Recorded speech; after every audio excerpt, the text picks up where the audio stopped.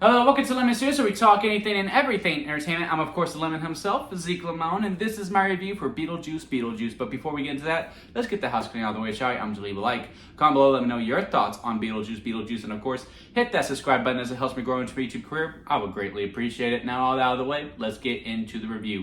So, Beetlejuice. I was going to do a running joke of not saying his name, but I just found that very impossible. So I'm just going to talk about it freely. Now, before we get into this review, I'll let y'all know my attachment to the original Beetlejuice movie that came out way back in the day.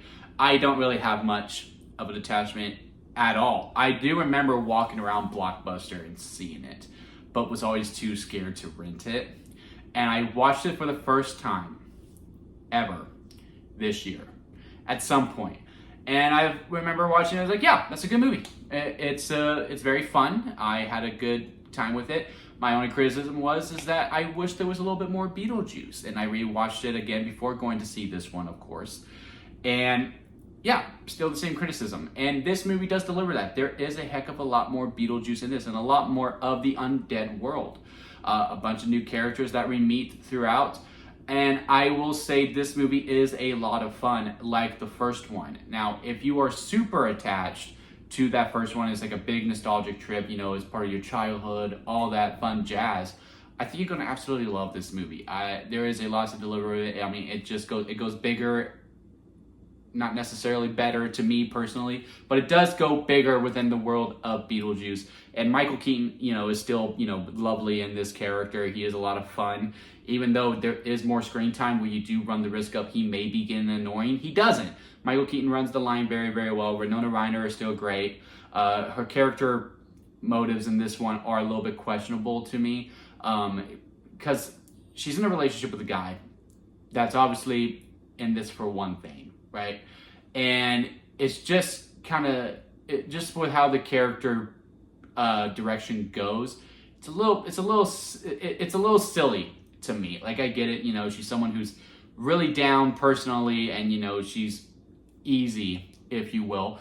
But at the same time, I just felt like it was completely unnecessary. I felt like the character of her boyfriend was completely unnecessary. I don't think he was necessarily needed to be there. Now, if there was a subversion of expectations, and maybe he wasn't all that he seems, then maybe there is a lesson within there, and there is a purpose within that. But he just felt like collateral. It was just fluff, and there is a lot of that in this movie. There are a lot of characters, not just him, that really feel added, and a lot of subplots. I'm just like, where are we going with this? And at the end of the day, it was either convenience or it was just to pad the runtime. I think we could have cut a good chunk of this out, and we probably could have got a tight hour and 30. I don't know how long the movie was, but it felt like a little over 2 hours. You know what I mean? Like maybe 2 hours and 10. And I do feel like if we would have cut some stuff out, we probably could have had a tight hour and 30 where we're like, yeah, no, this is a great, great sequel, like in the realm of like a Top Gun Maverick.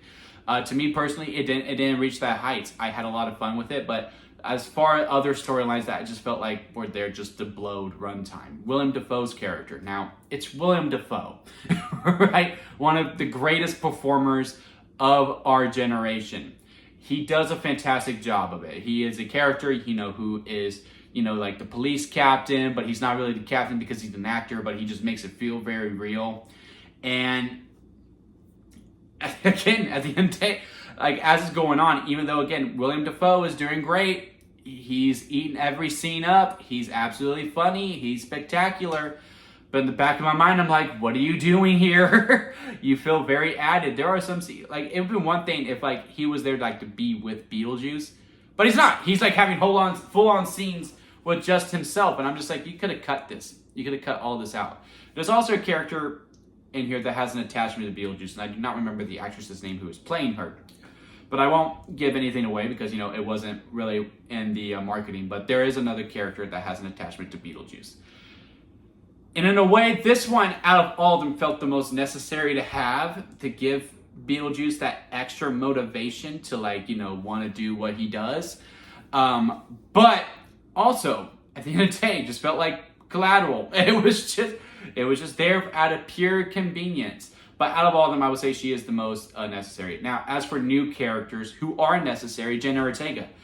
She plays the daughter of Winona Ryder, and her storyline is absolutely necessary to the plot. If anything, it felt like this is where their heart was. It was kind of like the same, where, you know, they spend a lot of time in the upper world, and Jenna Ortega gets in a situation where, you know, here we are, right? And she has great chemistry with the guy that you see in the marketing with, and, you know, you really buy into their relationship. And then once Beetlejuice does show up, once he shows up and he's interacting with the characters that we have come to know and love with, like Winona Ryder, Catherine O'Hara, who absolutely steals this movie for me. Michael Keaton as Beetlejuice, absolutely, he is a standout. Of course, he is the price of admission alone.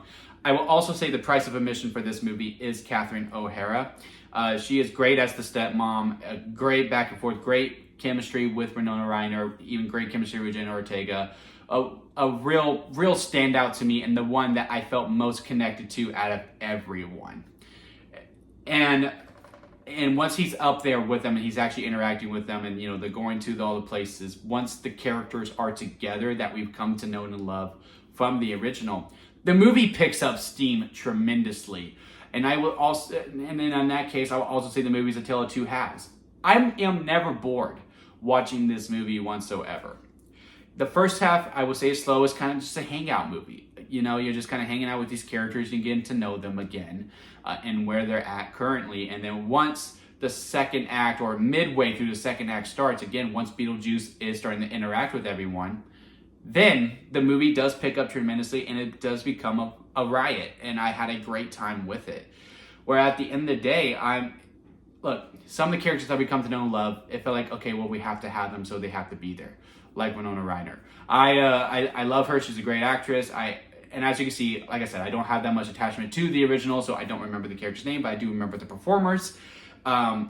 She really just felt like she was kind of there until, again, Beetlejuice comes up.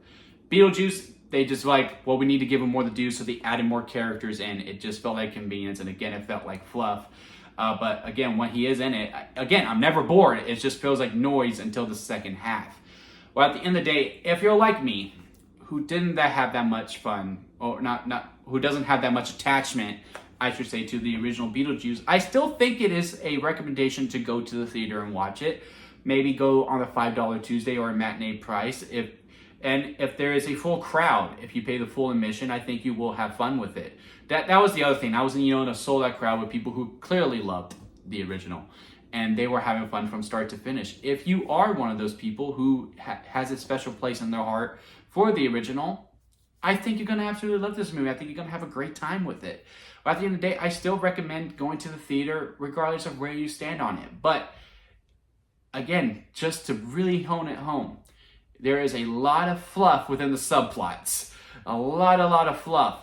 And it just starts a little bit slow, because even though it's not boring, you are kind of like, where are we going with this? And you're like, oh, this is where we're going. Okay. And then the movie goes from like 5 to 20 within like seconds.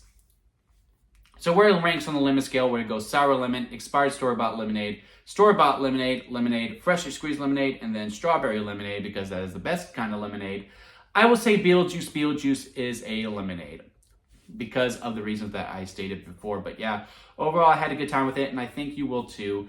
If you want to go to the theater to go see it, go see it. If you're like, hey, I'll wait for streaming, yeah, wait for streaming. I am not, if you are to come to me, I am not going to be someone who goes up to people and goes, hey, you have to see the new Beetlejuice. But if you come to me and go, hey, we're thinking about going to see the new Beetlejuice, I'm like, yeah, go ahead.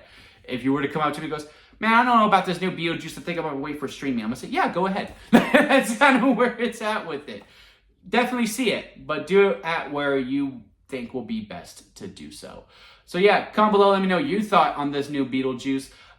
Leave a like if you made it this far. I do greatly appreciate it. And again, hit that subscribe button, as I am trying to grow into my YouTube career. We should be back to normal now. I just got back from vacation, so I'm doing a little bit of catch up. About to head on to my parents to watch these guys determine my mental health for the next 6 months. So yeah, until next time, guys, I'll see you here at Limit Studios.